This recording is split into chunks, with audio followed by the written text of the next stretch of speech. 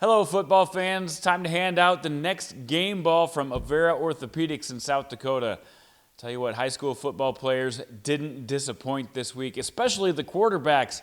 And none went off more than Aberdeen Central's quarterback, Rohlfs, who gets this week's game ball by beating top-ranked Yankton. We're going to get into that a little bit more a little bit later. But first, let's go through the list of some of the top performers of the week.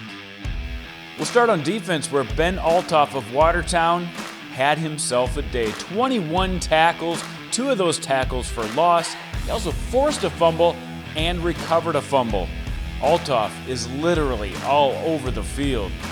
He had some teammates that had some big days as well. Quarterback Drew Norberg and receiver Cole Holden put on a show as well. Norberg throws for 366 yards and 4 touchdowns.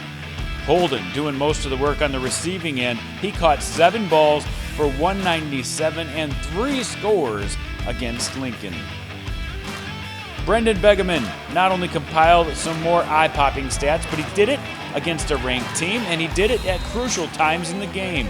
Begeman collected his 4th pick of the season, and that interception turned the tide for Herreid-Selby in their win over Timberlake. He also marched in 4 touchdowns on the ground. Stratton Eppard did it again. He went over 200 yards passing and 100 yards on the ground. He had almost 20 yards per completion and 10 yards per rush. He had a hand in 5 different touchdowns in their 38-0 win over 𝗕𝗹𝗹. Lincoln 𝗕𝗹𝗹 helped beat Mitchell 35-20 with 4 touchdowns through the air. 𝗕𝗹𝗹 ended up with 257 yards passing, and it gave the Govs their first win of the season. Garrettson quarterback Dylan Kent was busy in Parkston last week.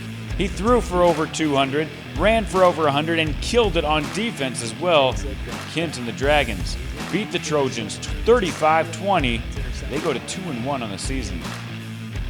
Another big-time quarterback stepped up for Sioux Falls Christian. It was Tate Snyder who rushed for almost 200 yards to lead the Chargers past Milbank.